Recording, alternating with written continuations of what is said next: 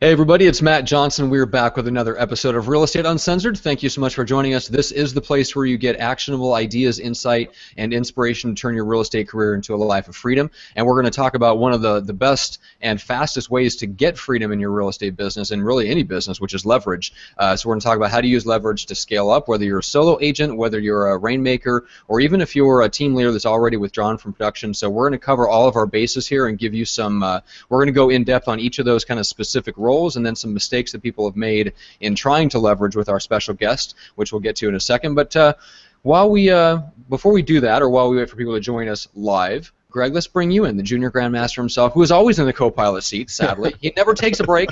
He's always on time. I don't know how he does it, but he's always here. Greg McDaniel. Greg, what's up? Because I make them a priority, buddy. I don't do travel days on podcast days. Little note you should write down for yourself, okay? That's because you don't travel at all, Greg. I mean, yes, I do. To be fair.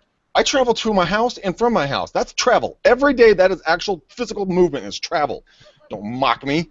All right, so here's something funny. I'm out with our intern Nathan today. We were looking at some different properties for a couple of clients, and either I need to lay off the gym or they did a horrible job installing the doorknob, because I went to leave the house. I ripped the entire doorknob off the door. And I'm sitting there trying to put it back together and shit. I'm like, oh, fuck this. Your door fell apart? I'm sorry about that. I don't know what happened. I was like that when I got there. Yep. Bye. I just like that when I got there. Sometimes, Greg, you just don't know your own strength. And for anybody that doesn't know Greg, Greg is a large human being. He runs about, what are you, 7'3"? 10'4". 10'4", okay. 10'4", so Roger. Yeah, a couple months ago we were together in LA at like the Explode conference or whatever, and we did a Facebook Live together out in the parking lot, and I'm standing and I'm like holding it like between us, and you're like 6 inches or 5 inches taller than I am and have a good 50 pounds on me. I wouldn't want to run into you in an alley if you were mad at me. Now you're calling me fat. A tall fat. All right. Anyway, so let's bring in our special guest today, Brindley Tucker. Brindley, what's up today? Hey, what's going on? Thanks for having me, guys. Yes, it's our pleasure. Fun. All right, so give everybody just a quick rundown of who you are, where you are, and what you do. My name is Brindley Tucker. I'm the owner of Your Realty Leverage and Transaction Management Academy. So we coach, train, recruit, leverage, mainly in transaction management and assistance. So we do one-on-one training. We help teams consult them about leverage and when to bring on leverage and the type of leverage to bring on, and then we help train them. Very cool. So my check's in the mail. I look forward to working with you. Great, bring it. Well, you think I'm kidding? So Greg has a team. He may need some help. I mean, what Greg really needs is you need an in-person personal assistant / driver. That's what you need. So you can I can put you to work in the car. Oh no, seriously. I was talking to Nathan about it today in the car. I'm like, dude, I really need a freaking driver, bro. Mm-hmm. He's like, I'll be the driver, man. I'll even wear the hat. I'm like, I'll buy the hat. Let's go. It's a Target. Yeah, that's actually not that. I was talking to Josh Bryan about this. He says that's actually not that uncommon in places like Chicago. There's quite a few top agents that have drivers that'll shuttle them back and forth to their listing appointments and stuff. So it's interesting, right? I think you should pull the trigger on that. I actually think I should. Then I can snap more when I'm on the road. Oh, yeah. Good Lord. Okay. So, for anybody that's watching us live, just want to thank you real quick for watching us live right here on the website or on YouTube, wherever you're at. But if you're on YouTube especially, make sure to hit subscribe. That way you get our future videos and future interviews and all that good stuff. And then if you want the audio version nestled right here between your ears where we so belong, so deep in there. Make sure you head on over to iTunes or Stitcher and subscribe there. So I want to point out a question and bring this to both of the amazing people we have with us today.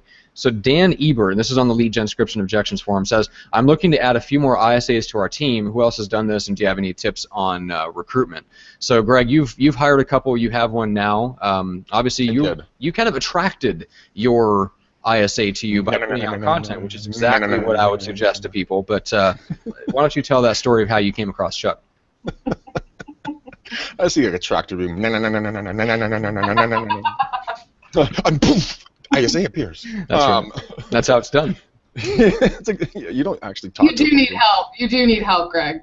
Oh, there's been many sessions on a couch with lots of heavy doses of medication.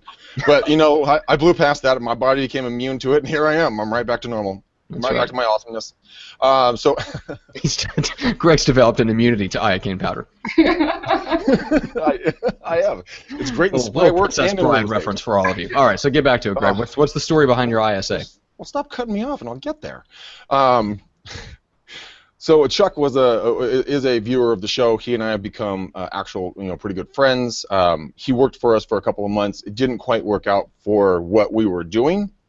ISAs for our market, for some reason, Matt, they just don't work. It is the strangest thing. So we've tried multiple different companies. We've tried Chuck. We've tried a few different things.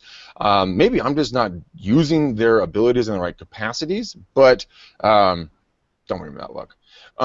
But you know what? It is something that's amazing, and I'm sure we're going to learn a lot more about this today, which I'm going to be, as always, taking notes. Well, yeah, and Brindley, I guess the main focus of Dan's question is the recruitment part, but I'm also curious, so maybe let's handle that first from your perspective, and then maybe we'll dive into what could possibly be going wrong in Greg's market that might cause an ISA to not work no matter what he tries. Don't so first, say me. Besides Greg. So let's focus on the recruiting first. Do you have any experience, or what have you seen work for teams that you've noticed that actually are recruiting ISAs, multiple ISAs, and what's working for them to find the right people? I think what's important in any time that you recruit talent is being accountable to the recruitment process. A lot of agents are quick to hire and slow to fire because they have pain points. So they basically will see on paper that they look good. They'll meet with them for 20 minutes. You like horses, I like horses. Okay, great, we can work together. And then they bring them on board and they spend the time training them only to find 90, 120 days down the road that, yeah, they like horses, but they're not good ISAs or they're not good assistants. I did talk to an agent yesterday in our market. We're in Tampa, Florida, Clearwater area, and they're using my Outdesk. They're using VAs as their ISAs. Mm-hmm. So they're training these people through scripts and spending a lot of time, and Outdesk is helping them train them to just call all day long and set appointments. And they're able to outsource it, so it's a little bit more affordable. And they're, these folks are very on point. So if you give them a proper script and they know how to convert, they're able to do it. So really, anytime you hire talent, it's really about finding the right talent and being patient. It may take you time to find the right person, but more time during the recruitment process is actually going to save you time when you bring them on board. You'd rather have somebody in the seat for a few years than to quick hire and only have them for 6 months, and then you're right back at the drawing board. Yeah, I could not agree with you more on that. This is going to be epically perfect timing. She walks in right when I'm going to announce her. The steel trap. She's right here, guys. And we talk about, the hire. That could not have been better timing. But she's been with us for 11 years. She's our team manager. She's awesome beyond words. But then we've had other people in here that suck, hugely, and we had to then retrain them again. I would take her over anything or any system ever invented.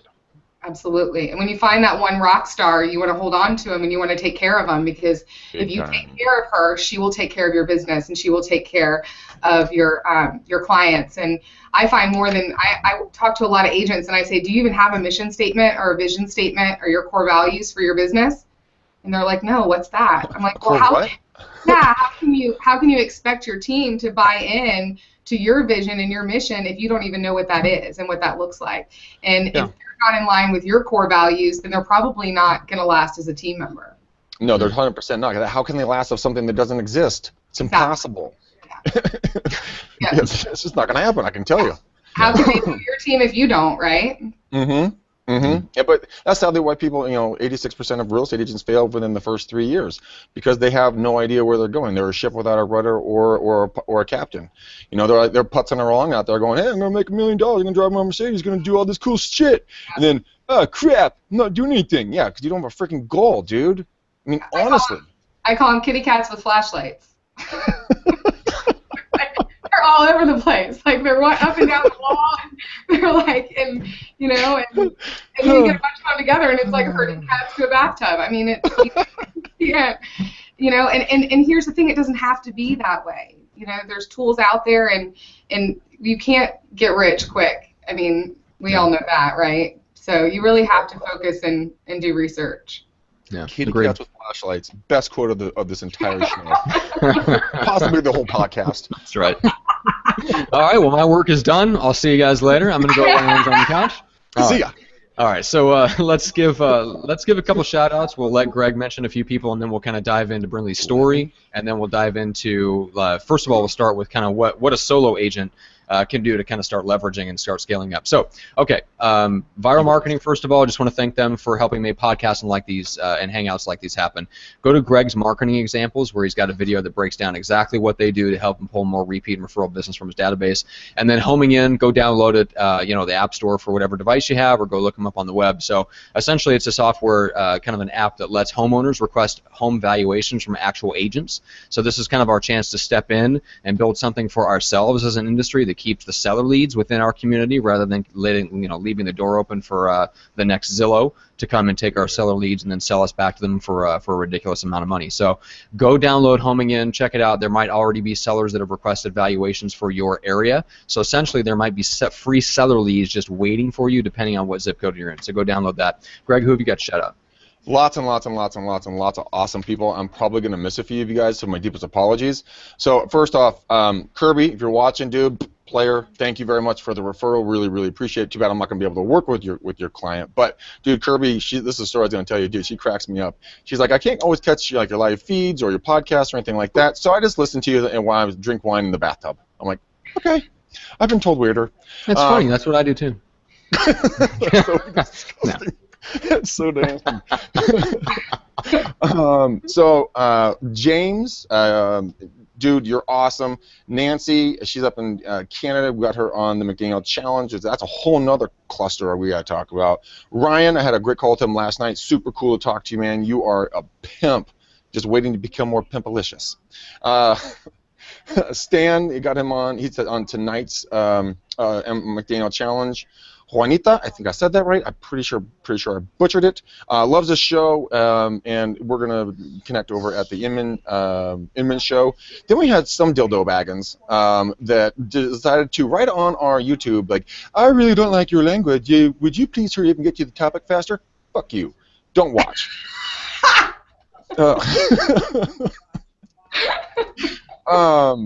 Brad Inman, dude, what an awesome guy. I connected with him via email. He's going to set up a booth for me at the Inman Connect on August 2nd. So, guys, I'm going to be there. If you're going to be there, let's connect and hang out. Hannah, thanks for getting the guest connected to us for one of the founders of Boomtown. Michael, you're awesome. Deb, you're awesome. Carlin, you're awesome. Nick Jackson, you're amazing. And Sherry.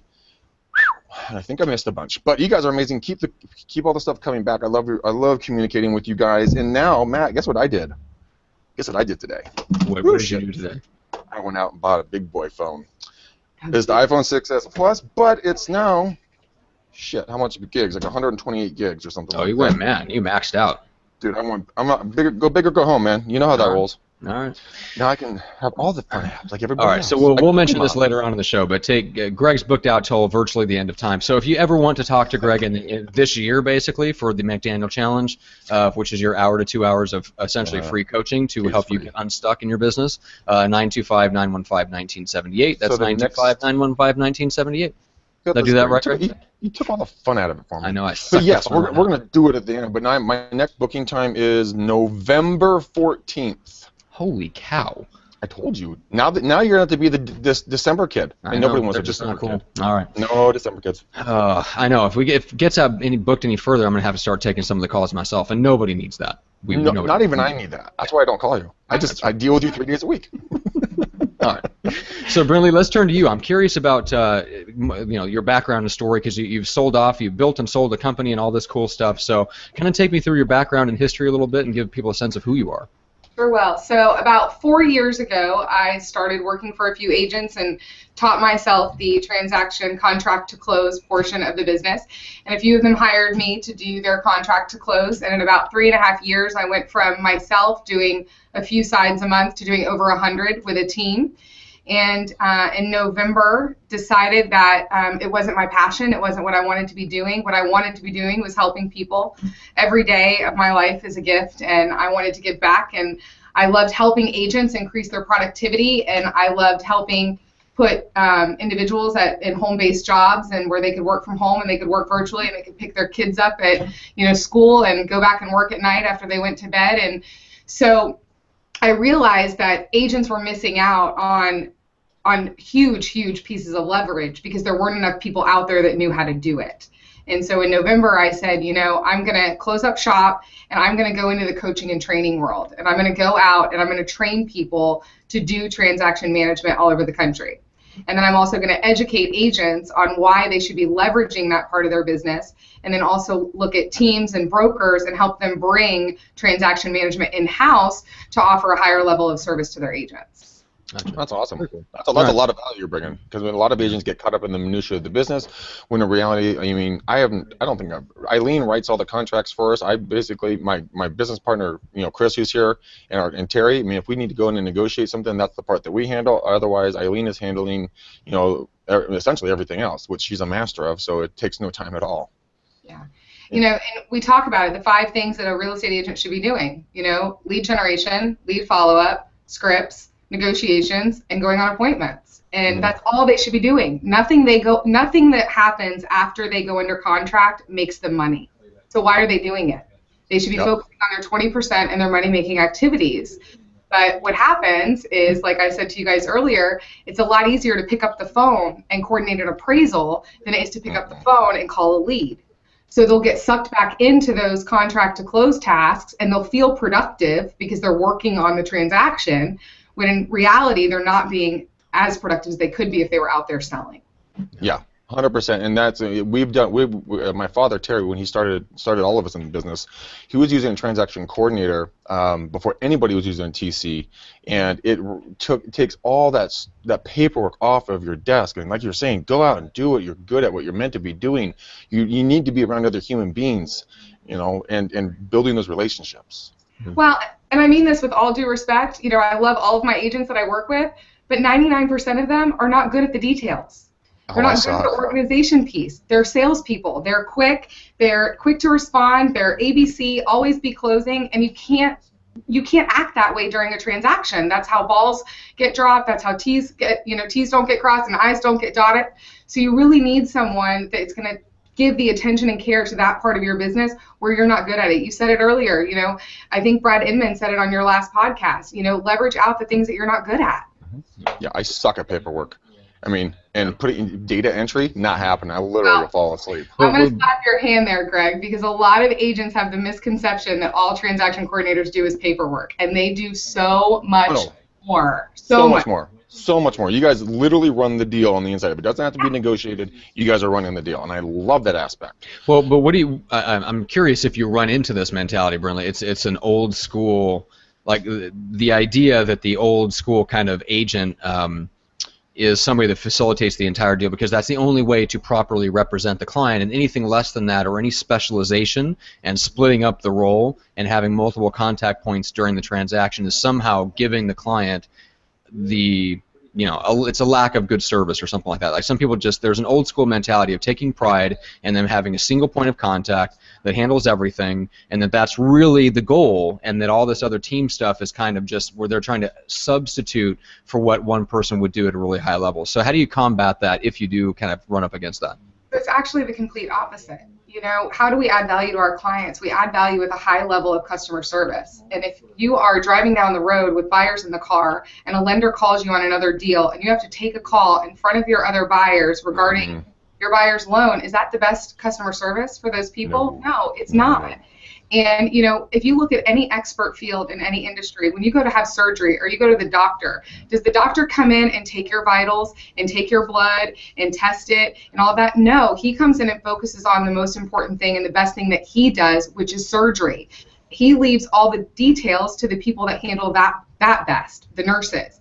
And that's what it is with transaction management and realtors. Realtors need to focus on what they're good at and leave the rest to someone else that's better at it than them. And when you have someone that is there 9 to 5, answering the phone, getting back to your clients the same business day, responding to emails within 24 hours, when they're there to answer the phone when an inspector is stuck at a house and can't get in, those are things that if you're a top producing agent, you're only one person.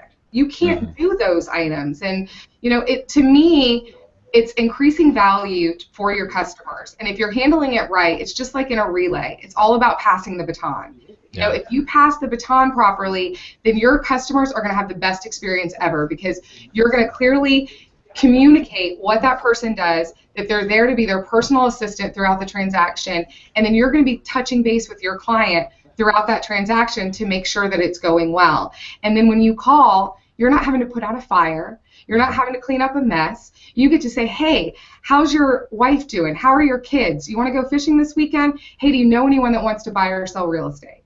Yeah. And all of a sudden, your customer service experience has completely changed. Oh yeah. I mean, we've had Eileen has been able to. She's written contracts in the backseat of a moving vehicle coming down from Tahoe to get it out. You know, she's set up appointments. You know, coordinated all kinds of stuff. The entire minutia of the business. I'll say, Eileen, I need help doing blah blah blah blah blah blah blah blah. I never have to check with her ever again. I just know it's done. I can move forward in complete confidence. We were out with a client last year, and I'm like, okay, yeah, we'll make an offer. Called her, gave her the details. On the way from one home to another home, she had written the contract, docu-signed it, and sent it out. They had got it on their phones, they had signed it, and then she had sent it back over to the other agent before we'd finish our showings. Now that is client customer service right there. Exactly, and like it all goes back to, you know, doing what you're good at, focusing on your 20%.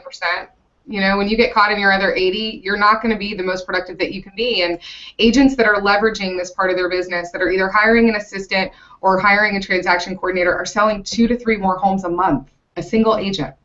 We've seen people in 2 years increase their production from 3 million to 10 million when they started leveraging contract to close. Wow.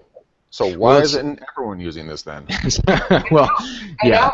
A lot of people don't know about it, Greg. There's a lot of markets out there that you mentioned this and they're like, that's something that exists. Well, I didn't know. So that's part of what I want to do, is bring awareness out there to the markets that agents, you can use this service.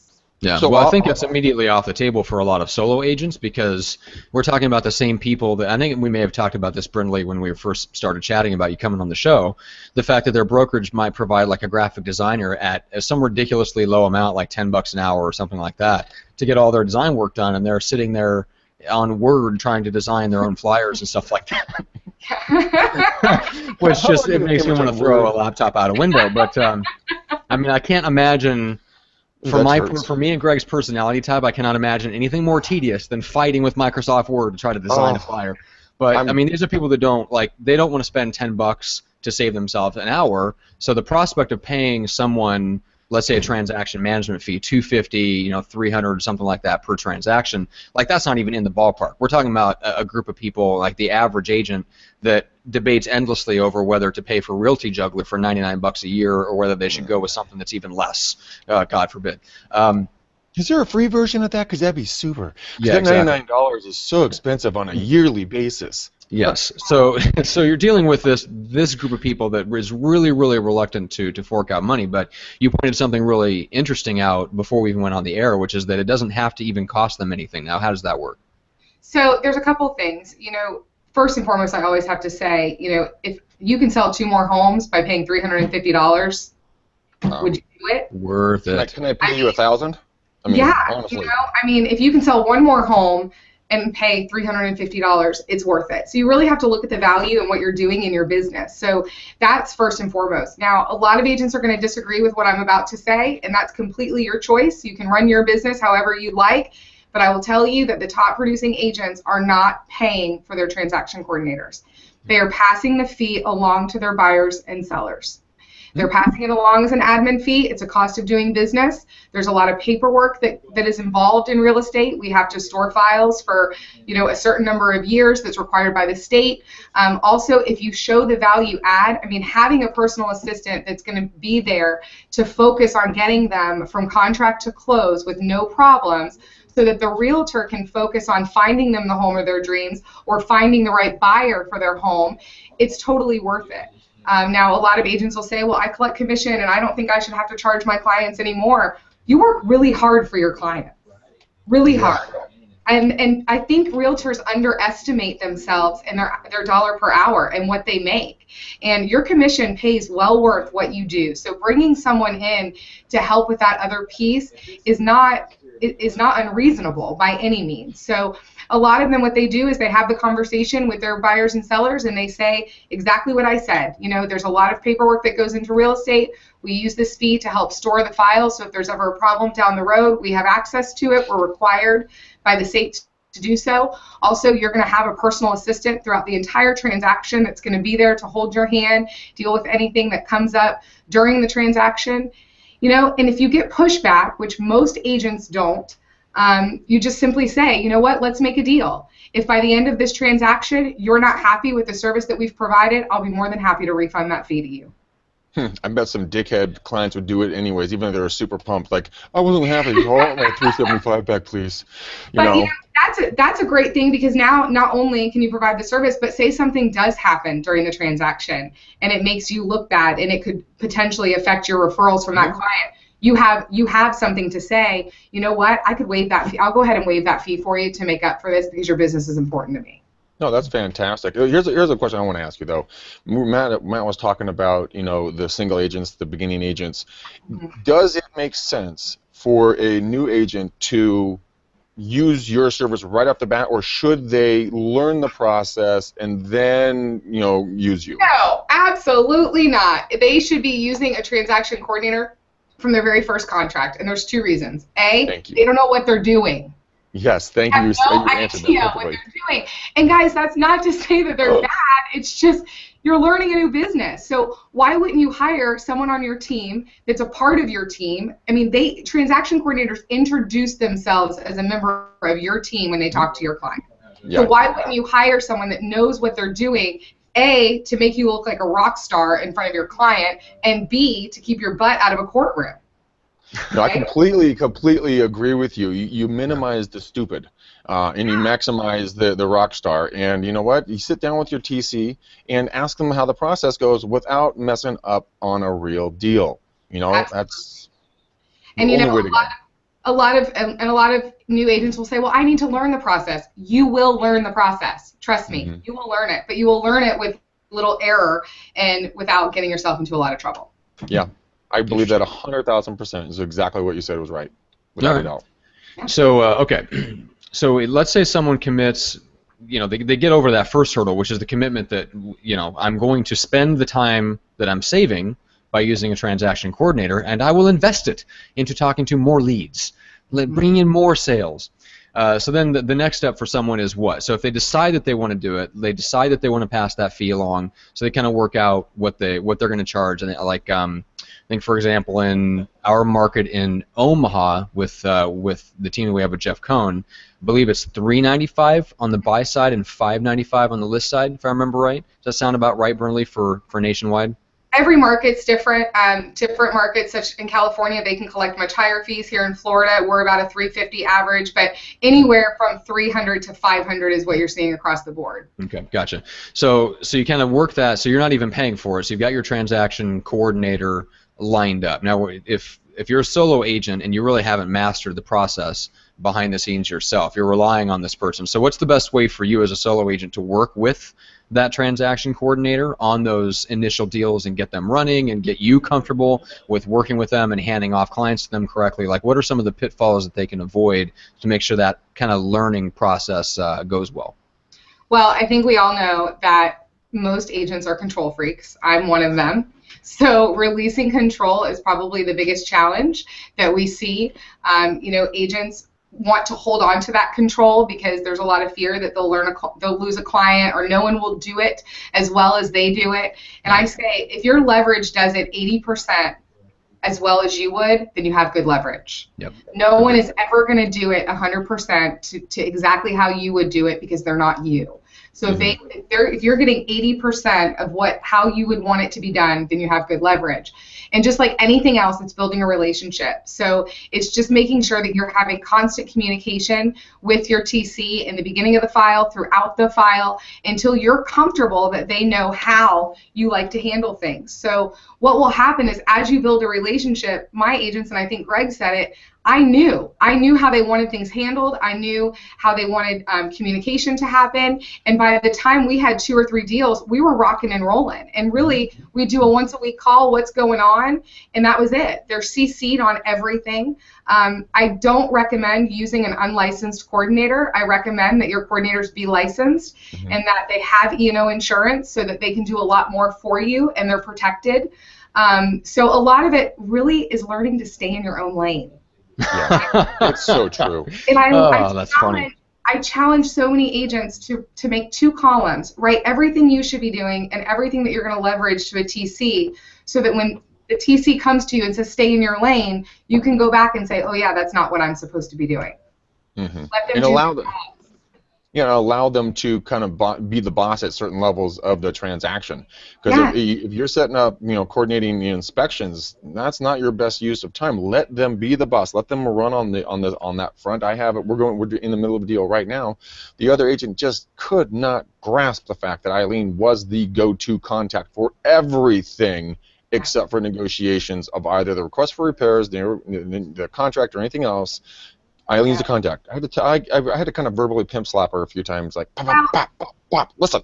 And this is what happens. And my mama always used to say, too many cooks in the kitchen and the meal gets burnt. You've got to let your TC or your assistant handle the transaction. If someone emails you or someone calls you, you don't respond. You send it directly to your TC. You send it directly to your assistant. We train people how to treat us. So if they're constantly communicating with you as the agent, but the person that's replying is the TC, eventually they're going to catch on and say, oh, I don't get my answers from the agent. I need to go to this person because they're the person that's responding. Okay. So, but agents are so quick, and I have one agent and I love her to death, but I have to tell her all the time, you need to stop emailing people. You don't sound nice. She's flying around like, at the speed of lightning, and she's a D, a high D, so she's just pounding, and it comes across as very abrasive. And so, your TCs are typically patient, kind, very well organized, so let them do their job. Was she using all caps? All caps. Yeah, right, all caps, yeah. Exclamation point. I was texting with someone last night, and they were like, I was excited about something, and I wrote in all caps, and they were just like, why are you yelling at me? I'm like, oh shit, sorry. Well, I had one agent once. The client called me and said, if the agent, and they said their name, so let's just call her, Jenny Smith, said, if Jenny calls me one more time, she's going to drive me to drink. And I had to tell the agent, well, let me handle your client now. Just because, that's not your forte. They're not good at that kind of bedside manner. They're good at showing homes, selling homes, and getting them the best price. Yeah, bedside manner, not my forte. Mm-mm. Okay. So staying in your lane, that's a big deal, especially for solo agents. And I think that's one of the things that probably I can see them struggling with is the urge to, or just, I don't want to say the urge, the society's expectation and giving into that, oh, they emailed me, they reached out to me, therefore I must respond, and then I'll try to fix it on the back end and redirect them back to the TC. Like, no. Just send it on to the PC. The TC don't respond. Let the TC respond, and people will get the message without you having to specifically address it. As long as you're disciplined, and I think that's where people lose it. Is they're not disciplined about I have handed off the responsibility for this person to my TC, and now it's my responsibility as a leader to enforce that handoff and not undercut them and give them multiple points of communication, right? Mm-hmm. Exactly. And your TCs work really hard for you. Your assistants, you have to remember they're doing all the stuff that you don't want to do. Mm-hmm. They're doing all the minutia that you don't want to do. So you need to empower them. You need to love on them. You need to treat them with respect. And when somebody's working really hard on a file and all of a sudden you step in and take the wind out of their sail, you crush them. And this behavioral style is, I use the DISC as kind of the behavioral, platform, and this is an SC behavior. So, they're loyal, they don't like change, stability is important to them, they have a fear of being wrong. So if you come at them or you make them think that they're not doing a good job, they will shut down. Yep. And they're a member of your team, there's strength in numbers. And if you show that you have a team behind your client, that's priceless. And then going back, do you think that when, somebody emails Steve Jobs, he responds? Not anymore. Well, just to mine. I really did. He responded to mine up until a few years ago, and then all of a sudden I didn't hear from him anymore. I probably should have. What happened to that guy? I should call up Stevie and go for a drink. Okay, let's say someone else. Mark Zuckerberg. He's still alive. Oh my gosh, I can't believe I just did that. Mark Zuckerberg.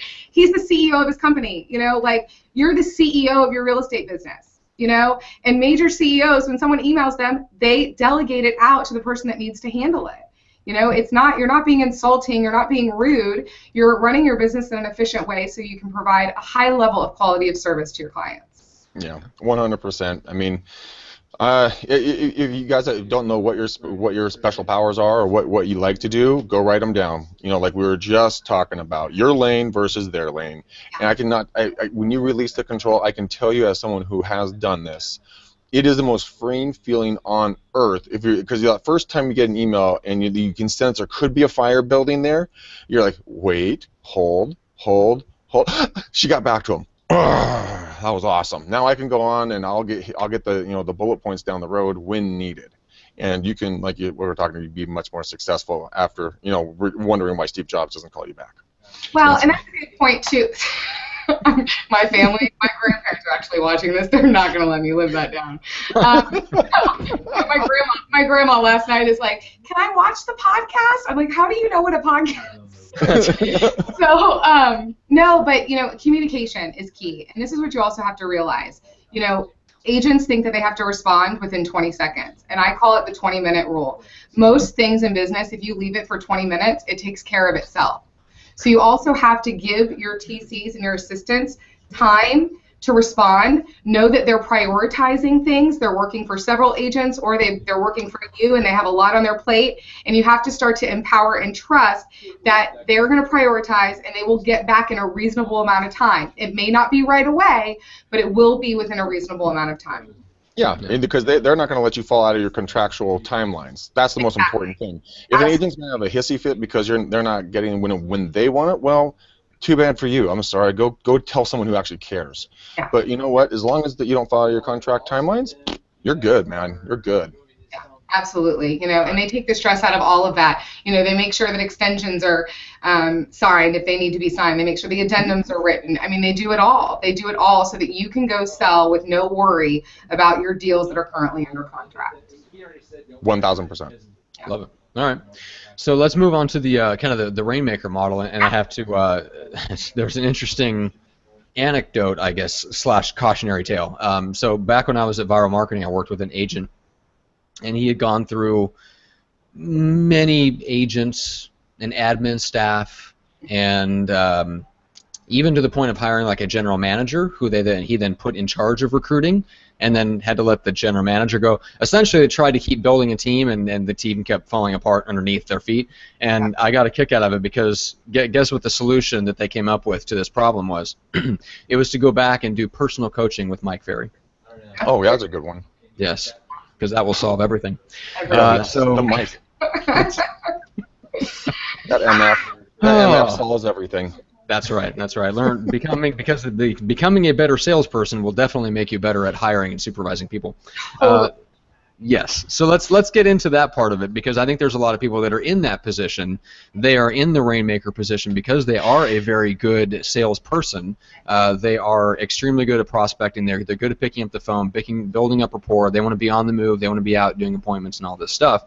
And as a result, they have more leads than they know what to do with. That inevitably leads to hiring buyer's agents, or at least referring them off to people. And then you end up needing staff at least just to help you. Even if they try to manage the files themselves, they've at least hired some form of like a personal assistant, just somebody to help them get by with stuff. So if you were in that person's shoes, what would be, knowing what you know, what would you do to build out a team correctly so that it actually is structured properly and actually takes the burden off of them and allows them to sell?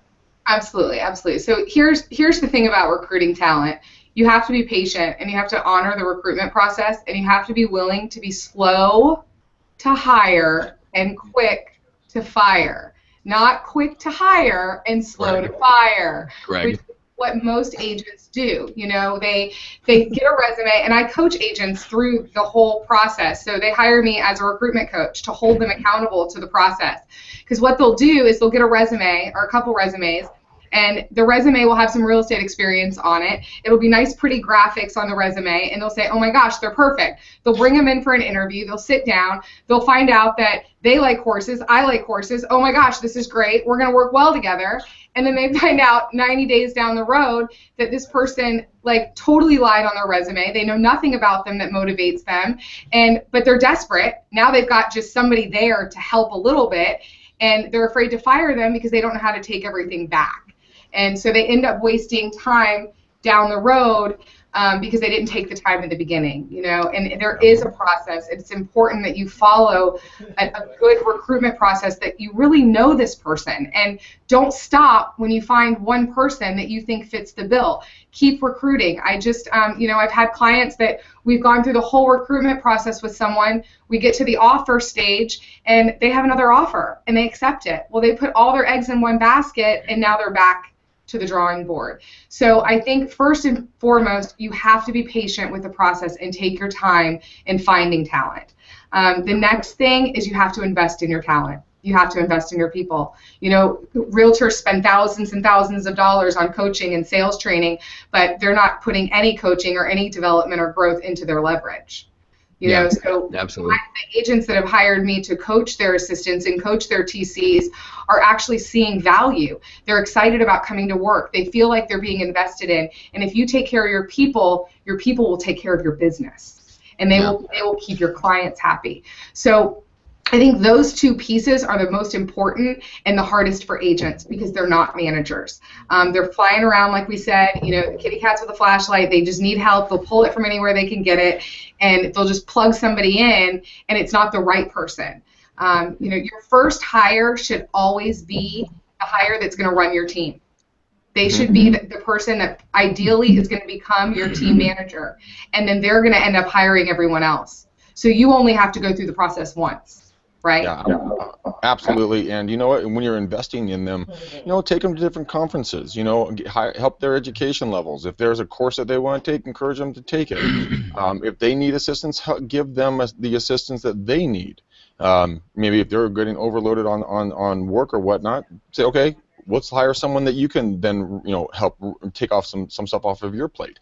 It's just an extension of you, is really what it is. You want someone that's going to manage you, not that you're going to have to manage.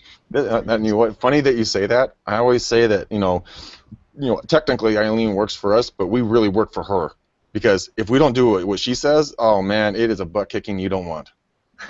She's the backbone. She's probably the backbone of your organization. You know. Yeah. No, we call her our nervous system. Yeah. I mean, she is, and yet. They're the backbone of our organization, but we're not investing in them, you know. And I get asked a lot about W-2 versus 1099, you know, and I think that's a simple way to show your staff that you're investing in them. When you're paying into Social Security, when you're paying into their Medicare, when you are giving them added benefits, you're saying, hey, you're a part of our family, you're a part of our team. When they're contract-based, you're basically just paying for work. You're just paying dollars for hours. Here you go. Yeah, no, and they know everything about you, by the way. Eileen literally carries my credit card. Great, I'm going to get that from her later. I know you won't. All right, so we were talking about this before we went on the air, and I want to make sure that we cover this. So the Rainmaker, you brought up the point of something about hiring the contract to close from outside the team and then hiring a personal assistant to train them to eventually take over the TC role. Like, just give us an idea of that breakdown of how that would work.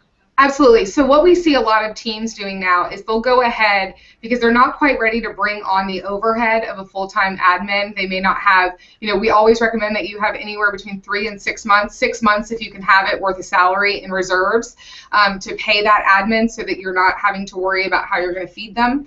But if you don't have that type of reserve and you are willing to pass the fee along to your buyer or seller, you can have free leverage by outsourcing the TC portion to begin with. So that portion is taken care of. That allows your buyer's agents and you to go sell.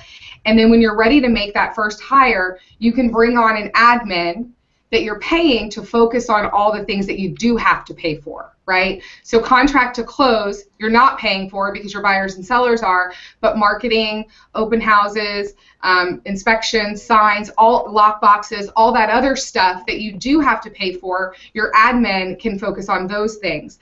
Now, once they're trained, you can make the decision, do we want to bring our TC back in-house and have this person take care of it, or do we want to go ahead and look at our second hire, which would be, the next second hire would be a full-time TC for the team. And then, but what you've got is you now have an admin that hires those people. So she, along with you, you decide what that next important hire is. But you can start getting the free leverage first by outsourcing it so that you can go sell more houses to pay for the in-house leverage that you need. You couldn't have said it That makes any sense. better. Yeah, I like it. Great. Whatever. I couldn't have said it. I mean, I was gonna let you finish, and then if you needed help, I was gonna drop in. But, Give my 2 cents. I appreciate, Greg, you letting her finish your thought. That's great. That's so always chivalrous.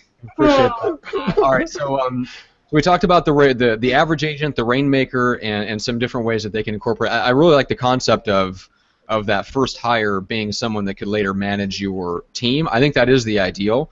It's definitely what my old boss and mentor Frank at Viral Marketing did. So he teamed up with somebody, gave him a partial owner, like an equity stake in the business, and then now that guy is now the operations manager and a limited partner in the business. He runs all the operations. So Frank is free to run the sales and marketing, so he has a few staff underneath him, but for a long time it was just Frank and Scott, basically a staff of 2 on that side of the business, and he was able to entrust the whole other operations end of the entire business, which is now at 60+ employees, to that very first hire, who was just a buddy of his out of college. I mean, if you can find that sort of thing, that person that eventually has the talent and the motivation to develop into that leadership role, that's the ideal. I know I don't have that necessarily. I have a gal who, so my first hire was somebody that might eventually lead a creative team, but she's not interested in the business management, so she has different life goals. If I was building on that model, I mean, if there was no personal relationship there, which there is, and that's why I hired her, it would have been better off for me in terms of training and developing the systems if the person that was my first hire was somebody that could eventually be like my right-hand person, the integrator to my visionary, to put it in like Gino Wickman terms. So I love that. I love that concept. I wish people would really get a hold of that. And I think that, it's important, too, when we talk about salary and bonus. Bonus your leverage on profit. Tie their bonuses back to the production of the team, because then they have buy-in. They want the team to become more profitable because it directly reflects their bonuses. Have them be a part of the financials. There's a team here in Tampa that they hired a rock star. She came out of hospitality. She didn't have any real estate experience, but she literally runs that team. I mean, and I think they're set to do 25 to 30 million this year, and she knows the numbers. She was on a panel with me last week, and I asked her their team's numbers. She knew units, she knew pendings, she knew volume year to date, she knew what they did last year. How awesome would it be to have an operations manager that knows more about your numbers than you do, because she's bought into it. She's part of it. That's awesome. I can tell you, it's awesome. Yeah. I have to check with Eileen. I'm like, so where are we at? What are we doing? How's this? What was last year? And she's just like, pop, pop, pop, pop, pop, pop, pop. I'm like, oh, thank God you have a brain and I don't have to use mine. Oh, and checking out again. All right, so in the few minutes we have left, let's go really super high level with guys that are running teams or maybe even small brokerages where they're not in production, and they're thinking about like either providing the transaction management for all their agents, or maybe they already do. So what are some of the tips or guidelines for them? So what we're doing, actually, we have been working with a lot of team leaders and brokers to do TC implementation, where we'll come in and we'll consult, we'll look at their admins that they have, see if there's anybody that could go into the role, help them set up the department, train the folks, and it's becoming a profit center for them. There are TCs out there that don't want to run their own independent businesses. They want to work for someone. They like having the direction. They like having the 9 to 5. They don't want to run their own business. And so you're able to actually bring them on as a salaried employee, bonus them on profit, bonus them per file for a transaction. And if you're collecting that admin fee, you can actually add money to your bottom line. Now, some teams are taking that profit and adding it into the profit of the company. Some teams are taking that profit and dumping it back into their admin staff. Some of them are sharing the profit, with their whole team. So there's various ways. So you can actually make profit off of your admin or your TC. Yeah. Makes sense. Yeah, I like that. That's and I think we pointed to, or I mentioned this before we went on the air, which is the fact that. So Jeff Cohn's team in Omaha, like the flagship of our elite real estate systems, that's exactly what he does. So he doesn't take any of the like his transaction management, actually his admin staff as a whole, is a profit center because of the fees that they charge. And usually they're charging like a 6%, which actually is below at some. In the Midwest, the standard is you kind of go in there and ask for 7, knowing you'll probably get 6. and then you're charging the fees on top. So like he made a decision where he kind of had to tell his agents, look, if you're going to cave on the commission, we're just going to make the fees mandatory, and so that's what they ended up doing. So then they get fees on all their transactions. All that feeds back into the admin staff, and then instead of taking that as profit and taking it home and buying a larger boat or whatever it is, he basically dumps it back into the admin staff and pays them more, like above market value in some cases, to keep great people, and then also he's able to staff ahead of time, so he has excess capacity in terms of more TC staff than he necessarily needs, so as the team grows they're not cramped and their customer service isn't compromised, which is a big deal for people, and then he's able to hire additional like specialized roles that don't exist on other teams with that extra money. So there's all kinds of cool stuff you can do. Well, and you know, it also allows you to take that profit and put it into the non-lucrative items like marketing. You know, marketing is not very lucrative. You don't make a lot of money off of your marketing, so you can use that profit to offset the costs of the marketing. So that's great too. And you know, you made a good point. You have to be willing to pay for talent. You have to. I mean, I know some assistants that were being paid $8.25 an hour, and when they switched teams and they were making what they're worth, their whole production increased. They were happy to come to work. They were better employees. So you really have to be willing to pay for the talent. You can't skimp on it, and it will pay itself back. I mean, huge dividend. Tenfold. Yeah, tenfold. I mean, if you hire shit, you're going to get shit. If you hire quality, you're going to get quality. End of story. I mean, and if you think it's, expensive to hire a professional, try hiring an amateur. Mm-hmm. Yeah, that's what I find so fascinating about real estate agents and leverage and stuff is, like, we go into an interaction with a potential client, and we hold our, there's whole scripts that we've created on how to hold our commission, and we understand that we believe in it when it comes to that. We understand that you get what you pay for, and you shouldn't be focused on price. You should be focused on cost and value, cost of ownership, and all this stuff. Like, we all know this stuff, and then it comes to hiring somebody for our own business, it all goes out the window. All of it. Yeah, all of it. And we're trying to drill someone down from $11 an hour to $10 an hour or something like that, and they're like, they're trying to figure out if they can work for you and make their car payment. It's not. I mean, even if you manage to get them, will you get 100% of their effort and their buy-in? Probably not. Right. We go to Marshall's, essentially to pick up, a top brand product which has just been jerry-rigged and slapped a new label on, when you really need to be going to Neiman Marcus and pick the quality product up, because it's going to last for your whole damn life. Yeah. And it really is, and I get it. I get why they do it. I get that, it's all fear-based. It's all fear-based. Every bit of it is fear-based. The money is fear-based. The hiring is fear-based. The training is fear-based. Because if I hire talent, then that means I have to go out and succeed. And I always challenge agents. Where's the fear lie? Why aren't you doing this? It's a no-brainer. So there's something there that's blocking you from taking that next step. And if you can figure out what that is, then you're going to open up the floodgates. Yeah. I like that approach. Well, I'm glad you like that one, Matt. Okay. I mean, you're just sitting there going, The only thing we didn't really touch on was training. That's also a big, Achilles heel for a lot of agents is I don't have time to train them. Well, there's people out there to do that.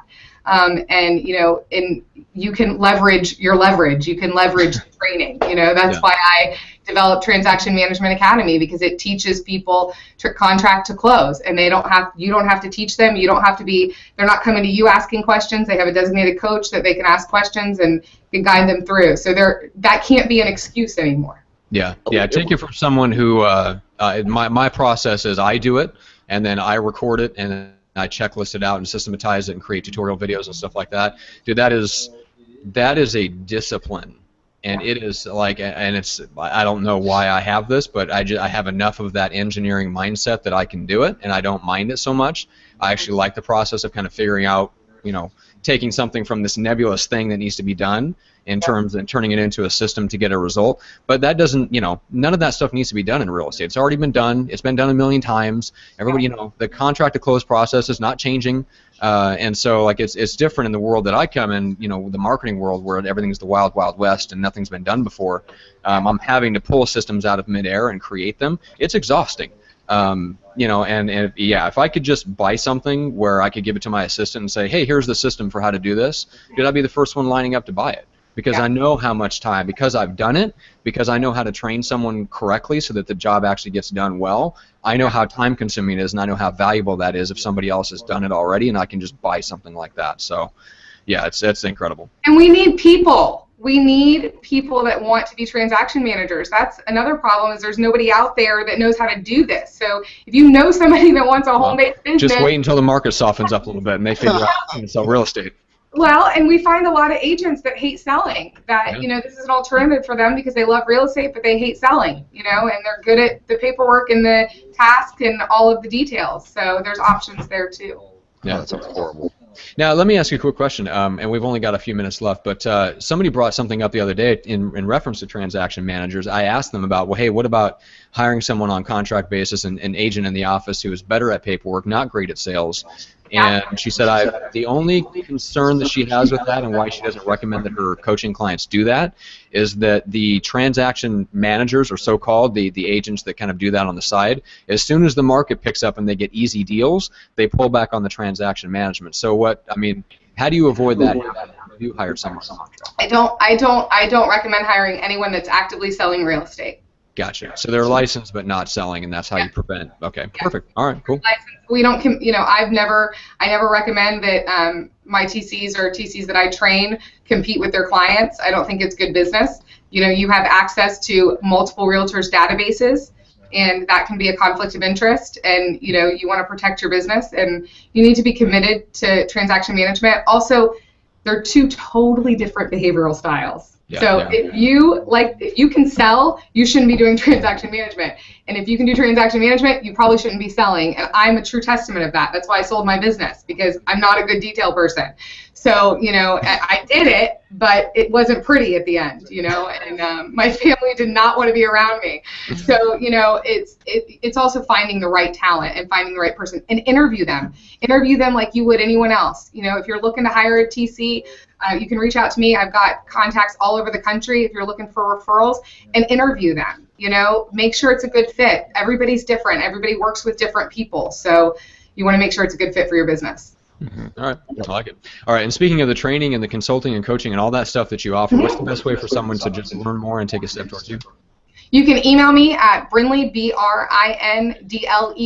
at myclosingteam.com, or you can visit transactionmanagementacademy.com for more information. And I do 15-minute consults with agents all the time about, you know, where they're at and what the next step should be for them. So feel free, reach out to me. All right, awesome. So it's your own version of the McDaniel Challenge. Yeah. And yours is much more scalable, because 2 hours, you know, it's a lot of fun, but Christ, you only can do it so much time until you're backlogged. You're doing it in 15 minutes. That's amazing stuff. What an awesome show. I mean, you've just done amazing stuff, guys. I hope you guys really understood and took this to heart. She and her company can and will save you time and energy and money, and maybe even a relationship. We don't know. Yeah, we see a lot of marriages. That's right. Yeah, you're a marriage therapist as well, just like us. Yeah. Good times. Okay, guys, McDaniel Challenge, what Matt talked about earlier. Guys, I'm booked out to November. Actually, I just booked it when I was on the show. It's now November 15th. That is your next availability to get an hour and a half, 2 hours with me. We're going to just free coaching that's going to help you unstop you, block you, or anything that's getting in your way to help you guys live the life that you want. I truly love you with a deep, deep, deep passion, and I love to see you guys succeed, and I love to see that breakthrough. So help me help you, okay? Gosh. And so what I would do, guys, dial this, 925, 915, 1978.